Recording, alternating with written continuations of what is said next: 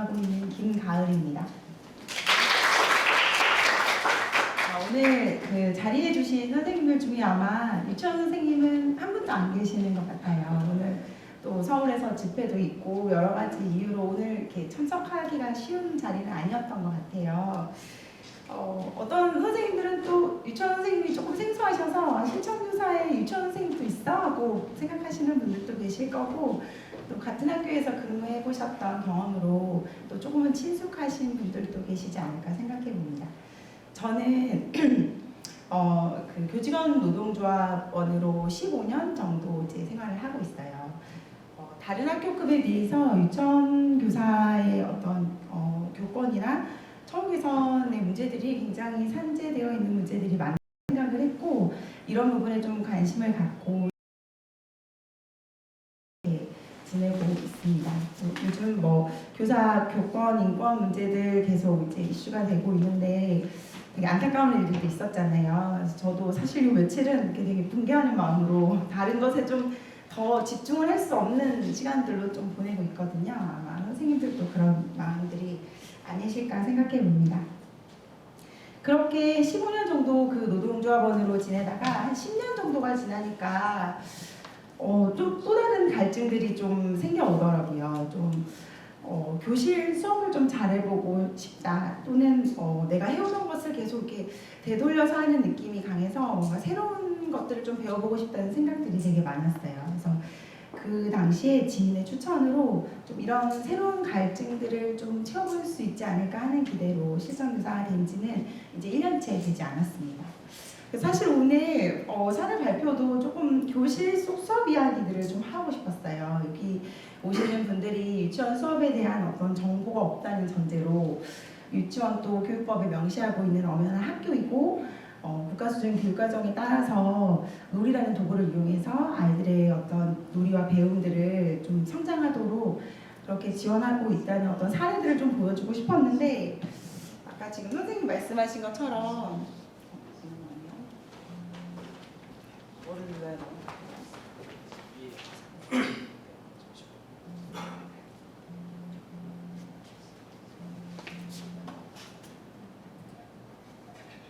네, 아까 선생님 말씀해 주신 것처럼 이 사진들로 오늘 자리에 오게 되었습니다.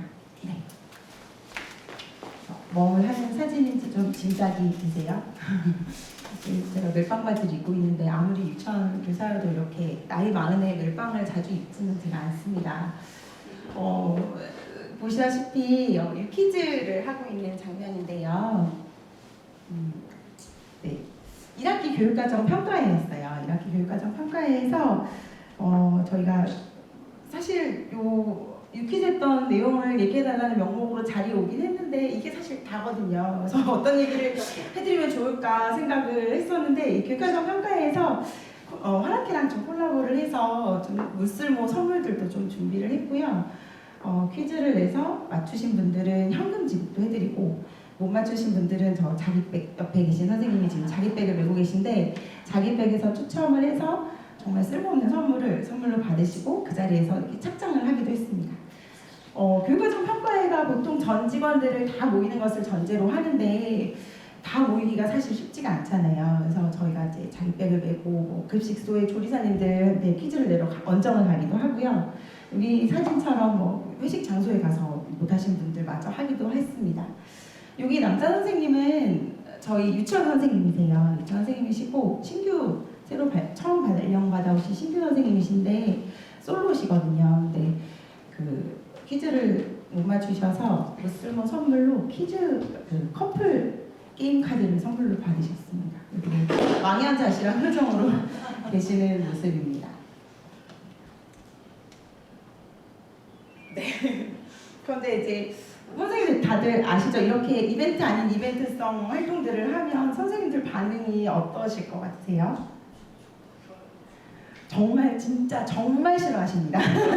엄청 싫어하세요. 왜냐하면 짧게 간단하게 하고 끝내고 집에 가지 왜 자꾸 이렇게 길게 해서 이렇게 시간을 길게 하냐, 나 발표시키지 말아라, 앞에 나오는 거 하지 마. 그래서 이렇게 좀 협박 아닌 협박을 받습니다.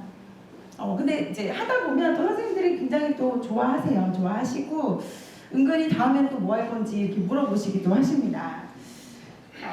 저 보통 이제 TMI라고 하죠.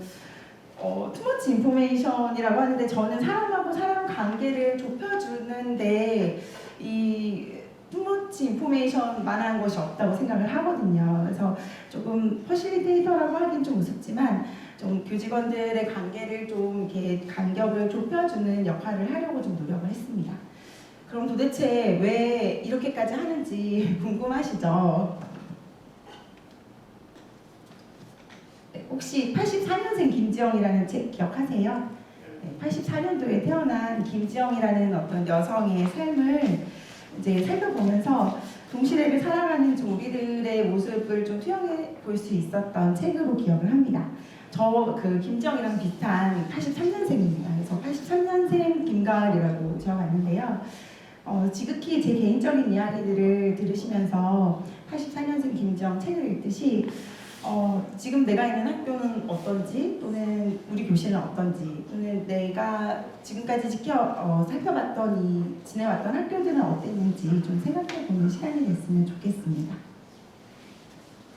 사진도 되게 굉장하죠. 이 사진은 제가 철원군의 단설유치원으로 처음 발령을 받고 연가라는 걸 처음 사용해봤어요. 그때가 경력이 아마 11년 차쯤 됐을 때였던 것 같아요. 선생님들도 다들 그러실 것 같은데 사실 교사에게 연가를 사용한다는 게 굉장히 쉬운 일은 아니잖아요. 그래서 그래도 그간 복여 강사 제도가 조금 자리를 잡고 11년 차쯤에 처음으로 연가를 사용해 본 거예요. 그래서 발걸음이 너무 안 떨어지는 거예요. 애기들을 두고 가려니까. 그래서 제가 이제 사진을 이렇게 너희들 내가 지켜보고 있다 하고 이렇게 묻혀놨었거든요. 태극기 교실. 애기들이 너무 좋아하는 거예요. 그래서 1년 내내 태극기의 위상처럼 태극기 아래 이렇게 붙어 있었던 사진입니다. 첫 번째 제가 발령받았던 학교는 춘천시에 있는 한학급 병설 유치원이었어요. 학교 규모는 굉장히 큰 학교였고 유치원은 한학급으로 구성된 7살 아이들이 한학급으로 구성되어 있는 유치원이었습니다. 그 당시 학급 정원이 28명이었어요. 7살 28명. 그런데 이제 강원도 교육청 협약에서 교직원 자녀는 10% 정도 더 받으세요 해서 3명을 더 받아서 31명의 아이들을 데리고 있었습니다. 그때 당시에는 초등학교와 함께 교원개발 능력 평가나 성과급 같은 것들을 함께 실시를 했어요. 그래서 어느 날 이제 교사 자기 평가 항목을 체크를 하는데 담임 10점, 비담임 9점 이렇게 되어 있는 항목이 있는 거예요. 그래서 제가 당연히 제가 신규 첫 발령이었기 때문에 25살 당연히 이제 담임에 체크를 해서 제출을 했죠. 그랬더니 이제 바로 교권 선생님이 호출하시는 거예요. 선생님, 여기서 얘기하는 담임이라는 건 1학년에서 6학년까지 담임이에요. 선생님 비담임에 체크를 해오세요. 이렇게 얘기하시는 거예요. 너무 속상한 거예요. 31명의 아이들을 데리고 있는 담임교사인데 그래서 지금 같으면 조금 얘기를 해볼 만도 한데 당시에는 이제 신규였기 때문에 아무 말도 하지 못하고 이제 비담임에 체크를 하고 냈던 기억이 있습니다. 당연히 이제 B를 받았겠죠.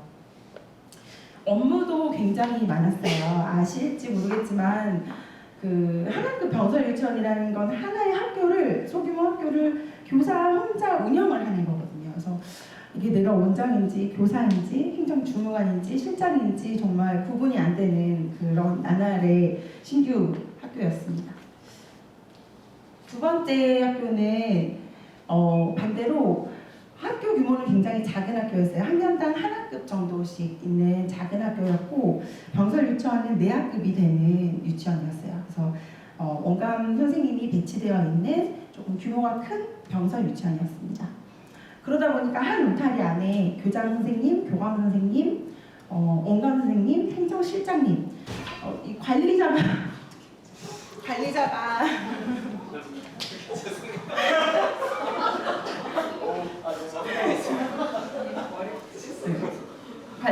4분이나 되는 그런 상황이 되었던 거죠. 유치원 교사로서 어떤 업무를 좀 수행할 때는 제가 주장들의 리그 그 안에서라고 적었는데 이 주장들의 리그에 따라서 업무가 수월해지는지 어려워지는지가 좀 달려 있었어요. 그래서 이 주장들의 리그 안에서 눈치 보기 바빴던 그런 기억들로 좀 남아 있습니다. 세 번째 유치원은 철원군에 있는 단설 유치원이었어요. 제가 이제 철원 춘천시에서 10년 정도 근무를 하고 이제 지역 만기가 돼서 타 지역을 써야 되는 상황에 아이를 출산하고 육아휴직을 했다가 복직을 해야 되는 상황이었어요.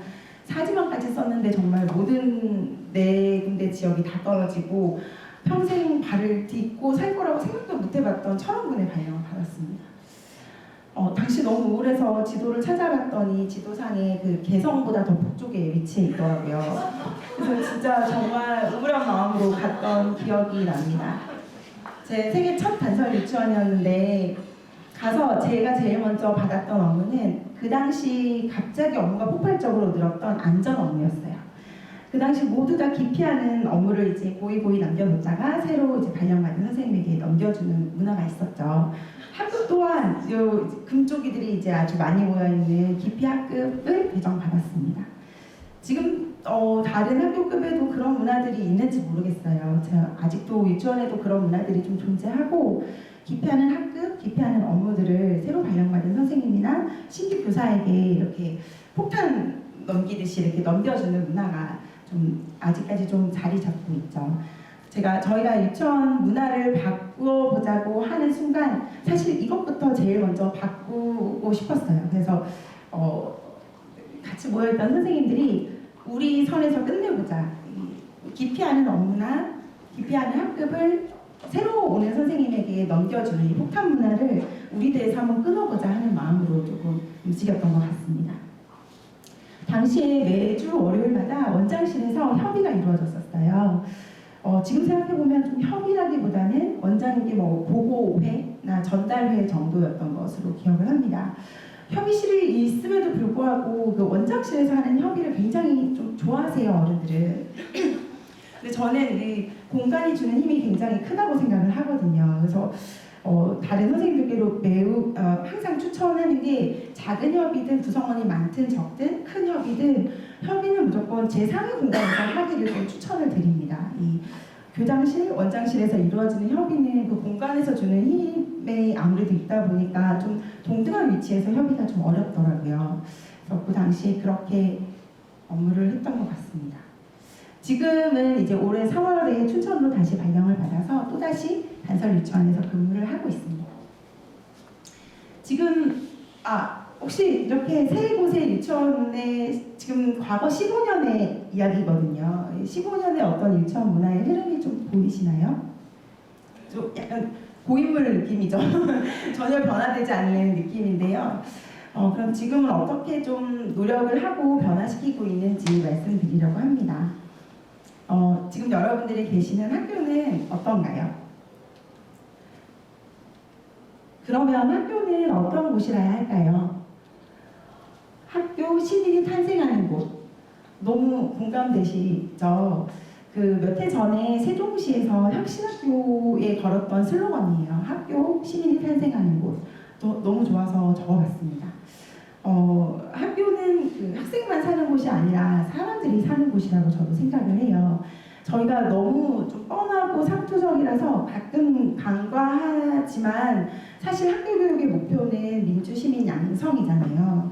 저는 이 민주시민이라는 말을 좀 주인이 되는 삶이라고 생각을 하거든요.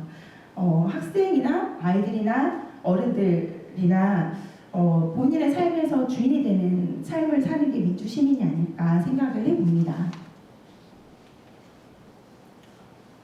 세대 유치원인데 왜 기기관이에요? 나 목소리 떠나고 싶은데 이거 실제로 제가 그 철원군에 있는 단설 유치원 이름이 세대 유치원이었는데 거기에 발령을 받아서 간 학급의 아이가 저에게 했던 질문이에요. 근데 저는 이 질문이 굉장히 좀 저에게 신선한 충격을 좀 줬습니다. 도대체 이 질문이 왜 그 민주적인 학교 문화를 만드는 것과 무슨 관련이 있냐 생각하실지도 모르겠어요. 근데 저는 어떤 주어진 상황에서 어떤 묻지도 따지지도 않고 그저 약간 충실하고 순종하기만을 배웠던 저에게는 이 아이의 질문이 굉장히 큰 충격으로 와닿았습니다.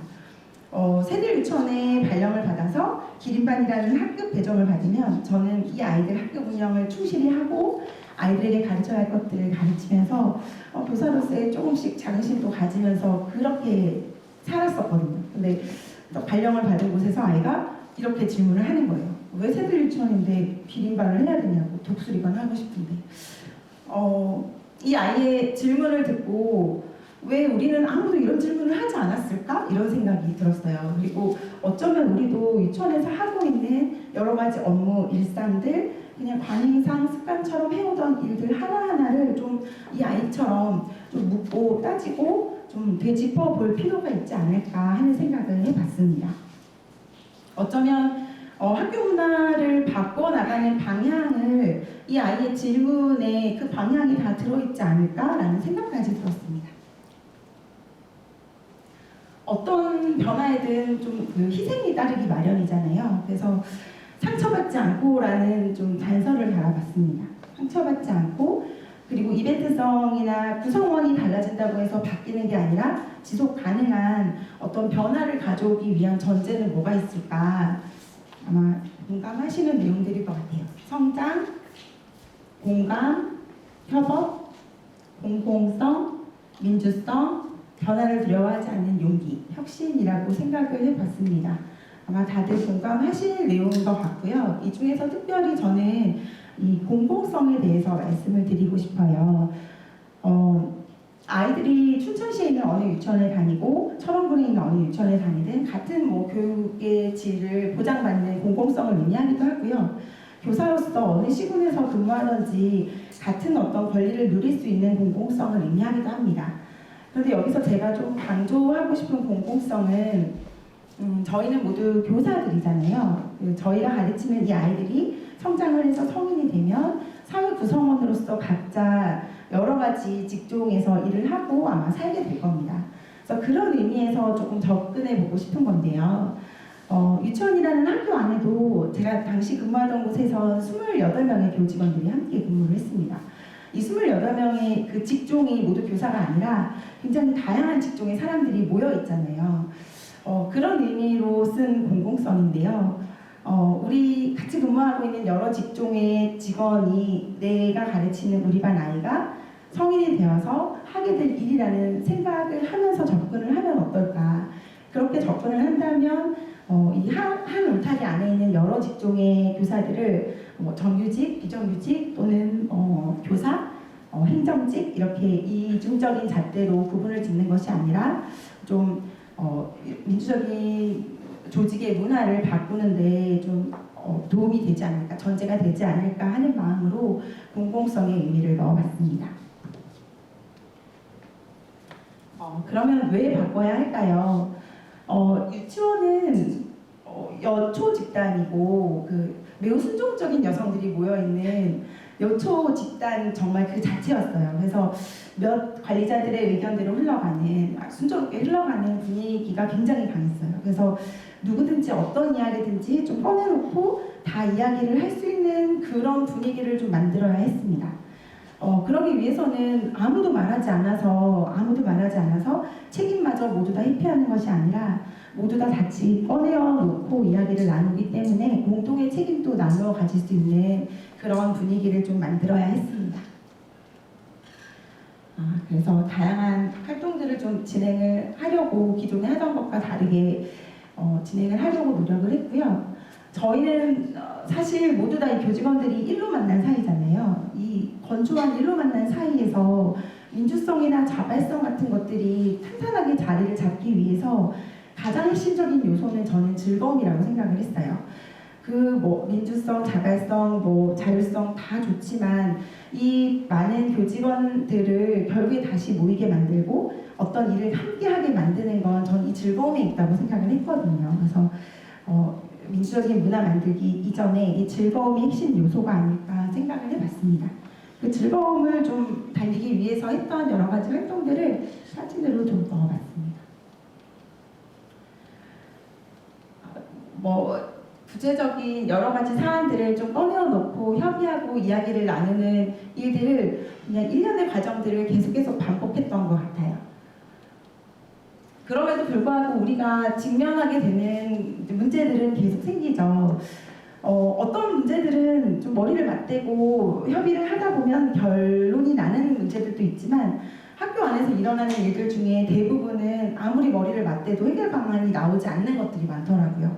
그럼에도 불구하고 다 같이 모여서 좀 머리를 맞대고 이야기하는 그 과정 안에서 나의 문제, 나의 고민이었던 것이 여러 사람의 협의가 되는 순간 그 안에서 받는 위로와 공감이 힘은 굉장히 크다는 것을 좀 알게 되었습니다.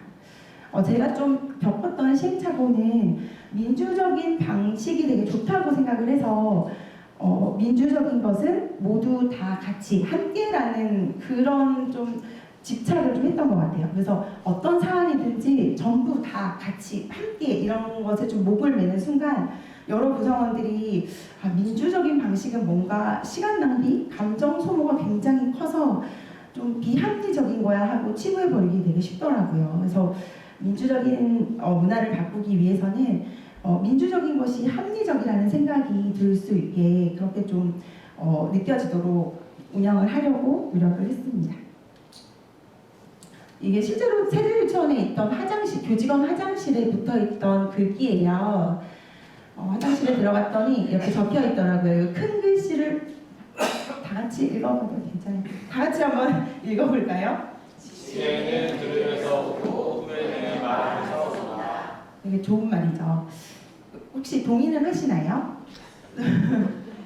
네, 위에 또 연필로 뭐라고 좀 작게 적혀 있거든요. 가까이서.